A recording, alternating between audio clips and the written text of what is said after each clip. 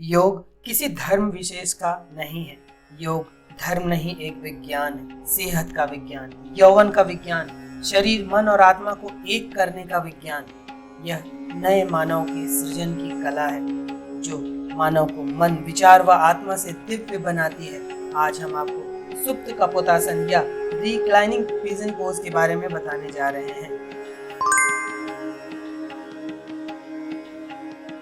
अनियमित दिनचर्या और खराब आदतों के कारण शरीर में कई रोग पनपने लगते हैं। यदि प्रतिदिन योग, प्राणायाम और ध्यान के लिए कुछ समय निकाला जाए, न केवल शरीर निरोग बनेगा बल्कि मन व आत्मा भी दिव्यता से भरते चले जाएंगे। अपने व्यस्त जीवन में कुछ समय इन जादुई यौगिक क्रियाओं को भी दें तथा शरीर स्वस्थ, मन प्रसन्न व आत्मा दिव्य बनाएं। जब भी आप इन यौगिक क्रियाओं का अभ्यास करें तो विशेष ध्यान दें। प्रसन्न चित्त अवस्था के साथ सभी तनावों को भूलकर वर्तमान में रहकर इन यौगिक क्रियाओं का अभ्यास करें, जिससे आपको लाभ दुगना मिलेगा। प्रतिदिन की नियमित यौगिक अभ्यास आपकी भागती हुई जिंदगी में एक नया आनंद ला सकती है। और सबसे जरूरी बात यह है कि नियमितता। जब भी आप कोई छोटे से छोटा या बड़े से बड़ा कार्य नियमित होकर करते हैं, तब असंभव कार्य को भी आप संभव बना सकते हैं। नियमितता के साथ इन यौगिक क्रियाओं का अभ्यास करें और खूब लाभ लें। तो सही ढंग से यौगिक क्रियाओं का अभ्यास करिए और अपना ही सहयोग अपने आप को उत्कृष्ट मानव बनाने में करिए। तो चलिए आज की यौगिक अभ्यास आरंभ करते हैं। सुप्त कपोतासन करने के लिए सबसे पहले पीठ के बल लेट जाइए। अब पैर के घुटने से मोड़ते हुए पैर के पंजों को इस तरह से स्थित करें। दोनों हाथ की हथेलियों से कैंची बनाते हुए उसे अपनी जांघों पर स्थित करें। अब श्वास लेते हुए हथेली को अपनी ओर तथा जांघों को विपरीत दिशा की ओर प्रेस करें। इस तरह से दबाव बनाने पर जांघों की उन मसल्स पर प्रभाव पड़ता है जिनमें बहुत ही कम व्यायाम असर डाल पाती हैं। इस स्थिति में 5 से 6 सेकंड रुकें, फिर श्वास को सामान्य करते हुए यही क्रिया दूसरे पैर के साथ भी करें। केवल इस आसन का अभ्यास कर रहे हैं तो इसे दोनों पैरों से 5-5 बार अर्थात 10 बार करें। अन्य आसनों के साथ इसे 2-2 बार अर्थात 4 बार करना पर्याप्त होगा। जिन लोगों को ध्यान लगाना आता है वे स्वाधिष्ठान चक्र पर अपना ध्यान लगाएं तथा जिन्हें ध्यान लगाना नहीं आता वे शरीर में जहाँ कहीं तनाव या खिंचाव हो रहा हो अपने ध्यान को वहां रखें।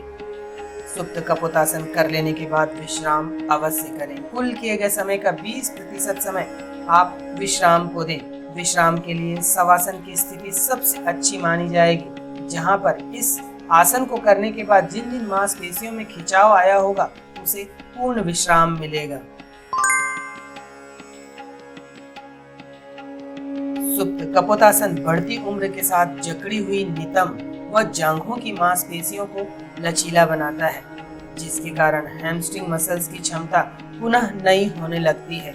इस आसन के अभ्यास से नितंब, पैर, जांघ, हाथ व कंधों की मांसपेशियां मजबूत बनती हैं। साइटिका के इलाज में लाभदायक आसन है। कमर दर्द में भी राहत मिलता है। महिलाओं में मासिक धर्म के दौरान होने वाले दर्द व अन्य समस्याओं में राहत देता है। हृदय, फेफड़े, यकृत, वृक्क, प्लीहा, अमाशय, अग्नाशय, आंतें आदि आंतरिक अंग स्वस्थ व मजबूत बनते हैं। मलाशय, गर्भाशय, मूत्र संस्थान व प्रजनन अंगों की कार्य क्षमता में सुधार आता है। मानसिक क्षमता में भी विकास होता है। तनाव, अवसाद, चिंता, निराशा आदि मानसिक विकारों में राहत देने वाला आसन है। निचली रीढ़ की हड्डी लचीली बनती है। शरीर में रक्त संचार अच्छा बनता है। रक्तचाप भी संतुलित होता है। पाचन क्षमता में विकास होता है। जठराग्नि प्रबल होती है, जिससे उपापचयी दर अर्थात मेटाबॉलिज्म तेज होता है, जिससे भूख खुलकर लगती है। रोग प्रतिरोधक क्षमता में विकास होता है। शरीर में अच्छे हार्मोन्स का निर्माण होता है, जिससे अभ्यासी प्रसन्न व हंसमुख बनता है।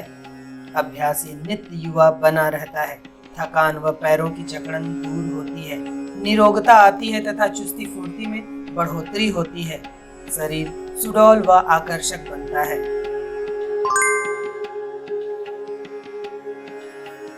सुप्त कपोतासन कपोतासन का ही एक प्रकार है। सुप्त, जहाँ सुप्त का अभिप्राय सोए हुए से है। कपोत अर्थात कबूतर, आसन अर्थात मुद्रा या स्थिति जो चूंकि इस आसन में शरीर को लेटकर कपोतासन की मुद्रा लगाई जाती है, इसलिए इसे सुप्त कपोतासन कहते हैं। अंग्रेजी में इसे कई नाम से जाना जाता है। इसे reclining pigeon pose, reverse pigeon pose, eye of the needle pose या अपसाइड डाउन पिजन पोज के नाम से भी जाना जाता है। सुप्त कपोतासन के अभ्यास से स्वाधिष्ठान, मूलाधार, मणिपुर व अनाहत चक्र स्वस्थ, संतुलित व सक्रिय होते हैं तथा अभ्यासी को इन चक्रों से संबंधित सभी लाभ मिलते हैं। नितंब, घुटने व कमर के गंभीर रोगी या चोटग्रस्त व्यक्ति इस आसन का अभ्यास न करें। गर्भवती महिलाएं 2 महीनों के बाद इसका अभ्यास न करें। जिनकी पिछले 1 वर्ष में कोई सर्जरी हुई हो वे भी इसका अभ्यास न करें। उच्च ज्वर की दशा हो, शरीर अत्यंत दुर्बल या कमजोर हो या किसी गंभीर बीमारी से ग्रस्त हो तो इसके अभ्यास से बचें। सुप्त कपोतासन दिखने में एक आसान सा आसन है, किंतु यह जटिलता लिए हुए है। अतः किसी योग्य योग गुरु के मार्गदर्शन में ही इसका अभ्यास करें, अन्यथा चोट लगने या विकृति आने की संभावना हो सकती है। जब इस आसन में अंतिम मुद्रा में रुकते हैं तो उस समय शरीर को बिल्कुल भी न हिलने दें।